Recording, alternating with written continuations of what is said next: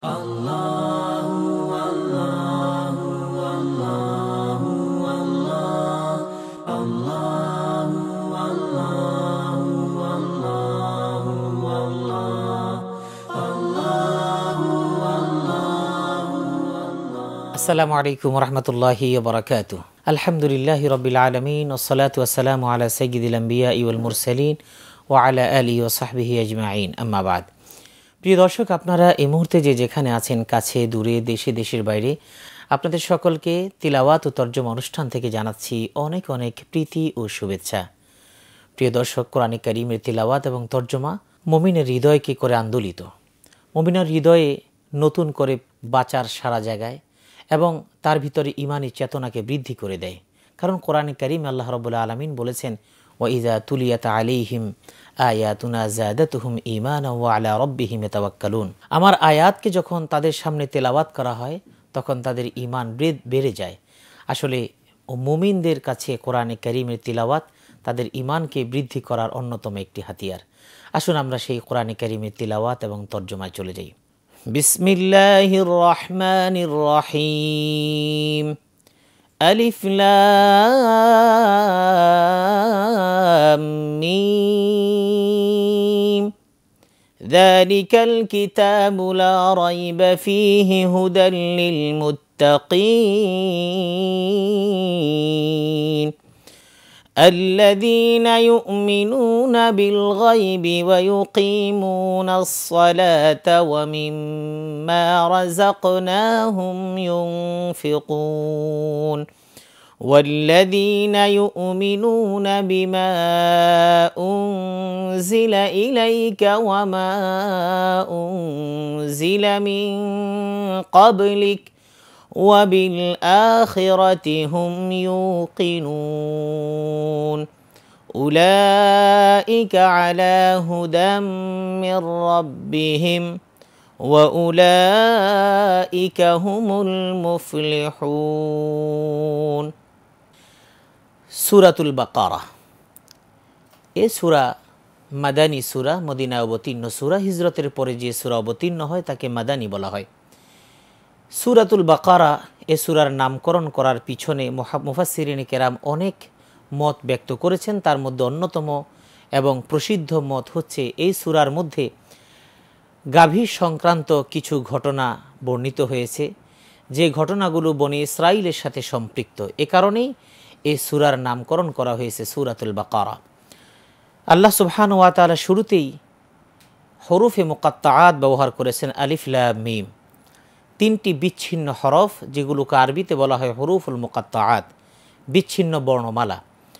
কোরআনে কারীমের শুরুতে এমন কিছু শব্দ আল্লাহ রাব্বুল আলামিন দিয়ে দিলেন যেই শব্দের অর্থ পৃথিবীর কাউকে আল্লাহ পাক জানাননি। আলিফ লাম মিমের অর্থ সমস্ত মুফাসসিররাই বলেছেন আল্লাহু আ'লামু বিমুরাদিহি বিহি, অর্থাৎ এই শব্দের যে অর্থ হবে সেই অর্থ পৃথিবীর কেউ জানে না, একমাত্র আল্লাহ রাব্বুল আলামিনই ভালো জানেন। এখন প্রিয় দর্শক, আপনি প্রশ্ন করতে পারেন, কোরআন তো আমাদের জন্য সহজ করে অবতীর্ণ করা হয়েছে, যদি আমরা নাই বা বুঝলাম তাহলে কি লাভ হলো? আসলে কোরআনের শুরুতেই এই শব্দটা দেওয়ার পিছনে আরেকটি কারণ আছে।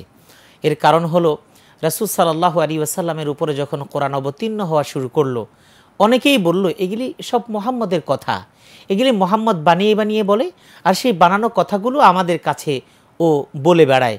আসলে কিসের আল্লাহ বলেছে, কিসের রব বলেছে, এগুলো সব মিথ্যা কথা। এই কথাগুলো বারবার যখন বলছিল, আর রাসূল সাল্লাল্লাহু আলাইহি ওয়াসাল্লাম এর বিপরীতে তিনি তার দাওয়াতের কাজ চালিয়ে যাচ্ছেন, কোরআনের কথাগুলো বলে যাচ্ছেন। এরপরে যখন মানুষের কাছে কোরআন অবতীর্ণ হলো, সহজ ভাষায় অবতীর্ণ হলো, যাতে করে মানুষ একসময় একথা বলতে না পারে যে এই কোরআন কোনো এক সময় কেউ না কেউ কোনো না কোনো সাহিত্যিক বানিয়েছে। এ কারণে এমন কিছু শব্দ জুড়ে দিলেন যেই শব্দগুলো দিয়ে আল্লাহ চ্যালেঞ্জ ঘোষণা করে দিলেন, আচ্ছা ঠিক আছে, যদি কোনো সাহিত্যিক বানাতেই পারে, বলতেই পারে, তাহলে আমি কিছু শব্দ বলে দিলাম, বলো তো দেখি এর অর্থ কী হতে পারে। এজন্যই শুরুতেই এটা হলো মুআজিজা, যা নাকি অক্ষম করে দেয়, এটাই হলো তার প্রমাণ। এজন্যই শুরুতে হরফে মুকাত্তাআত দিয়ে দিলেন, যার অর্থ কাউকে জানানো হয়নি এবং কেউ বলতেও পারবে না। প্রিয় দর্শক, আমরা এই কোরআনে কারীমের আরও সুন্দর কিছু কথা, কোরআন শুরু হলো, তারপরে আল্লাহ পাক কী বললেন, কেমন কিতাব নাজিল করলেন তার একটা পরিচয় তুলে ধরেছেন। প্রিয় দর্শক, আমরা জানবো, তবে এই মুহূর্তে যাব ছোট্ট একটা বিরতিতে। আমরা ফিরে আসছি খুব শীঘ্রই, কোথাও যাবেন না, আমাদের সঙ্গেই থাকুন।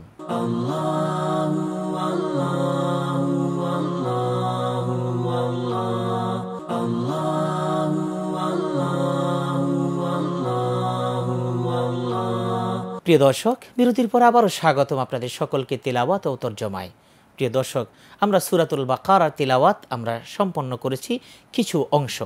আমরা শুরুর যে শব্দটি আলিফ লাম মিম সে সম্পর্কে আলোচনা সংক্ষিপ্ত পরিসরে করেছি। এরপরেই কোরআনের মূল কথায় আল্লাহ রাব্বুল আলামিন চলে গেলেন। এবার বললেন যালিকাল কিতাব লা রাইবা ফি, বললেন এটা একটা কিতাব, এটা একটা কালাম, এটা একটা পুস্তক আমি দিয়ে দিলাম। এই কথা বলেই আল্লাহ বলে দিলেন লা রাইবা ফি, তাতে কোনো রকমের কোনো সন্দেহ নেই। অথচ আমরা কিন্তু একটা বইয়ের অথবা একজন মানুষের পরিচয়টা দিই অন্যভাবে, যে এই হলো এই বই, এই বইয়ের মধ্যে এই বিষয়গুলো আছে। এটাই স্বাভাবিক, পরিচয়ের একটা মাত্রা যোগ করে দেয়। আমরা যদি একটা বিজ্ঞানের বই দিই, আমরা বইটা দিয়ে বলবো এই হলো এই বিষয়ক বই, এই বইয়ের মধ্যে এই বিষয়গুলো পাওয়া যাবে। কিন্তু আল্লাহ তাআলা কোরআনে কারীম অবতীর্ণ করে এবং শুরুতেই যেই কথাটা বলে দিলেন, আল্লাহ কিন্তু বলেন নেই আমি কিতাব নাজিল করে দিলাম, এই কিতাবের মধ্যে এমন এমন বিষয়গুলো পাবে। আল্লাহ বলেন যালিকাল কিতাব লা রাইবা ফি, এইটা হলো এমন এক কিতাব যাতে কোনো সন্দেহ নেই। এ কথা বলার কারণ কি? কারণ হলো আল্লাহ রাব্বুল আলামিন বুঝেন মানুষ একসময় হয়তো আল্লাহর বিরোধিতা করবে, কোরআনের বিরোধিতা করবে, একসময় বলতে পারে এই কিতাবের মধ্যে কত ভুল আছে, কত সন্দেহ আছে। আল্লাহ পাক সেই সন্দেহের দরজা, সেই প্রশ্নের দরজাগুলো বন্ধ করে দিয়ে বলে দিলেন এতে কোনো রকমের কোনো সন্দেহের অবকাশ নেই। আর অবকাশ নেই কারণটা কি? ওই যে প্রথমে আমরা বলেছিলাম যে কোনো একটা মাধ্যমে যদি একটা জিনিস চলে আসে তাহলে তার মধ্যে সন্দেহের অবকাশ থেকে। জিবরাইল আমিন এসছেন, জিবরাইল আলাইহিসসালাতুয়াসসালামকে আল্লাহ দিয়েছেন, জিবরাইল আলাইহিসসালাতুয়াসসালাম জবান উচ্চারণ করেছেন, কিন্তু জিবরাইল আলাইহিসসালাতুয়াসসালামের জবানের উচ্চারণ করা তিলাওয়াত কিন্তু আল্লাহ রসুল পড়েননি। বরং এক সময় হয়তো ইহুদি মুশরিকরা বলবে যে জিবরাইল বলেছেন কিন্তু মুহাম্মদ সেই সাথে মিলিয়ে কিছু বানিয়ে বলেছেন, এই জন্য জবান থেকে জবানেও আল্লাহ পাক দেননি, বরং সিনার মধ্যে চাপ দিলেন, সিনা থেকে সিনায় চলে গেল একেবারে নির্ভুল মাধ্যমে, যা মানুষের লোকচক্ষুর অন্তরালে সামর্থ্যের সীমানার ভেদ করে অনেক দূরে চলে যাবে। তারপরেও সেটা কোনোদিন মানুষ আঁচ করতে পারবে না যে কি করে এত নিখুঁতভাবে সেখানে দেয়া হলো।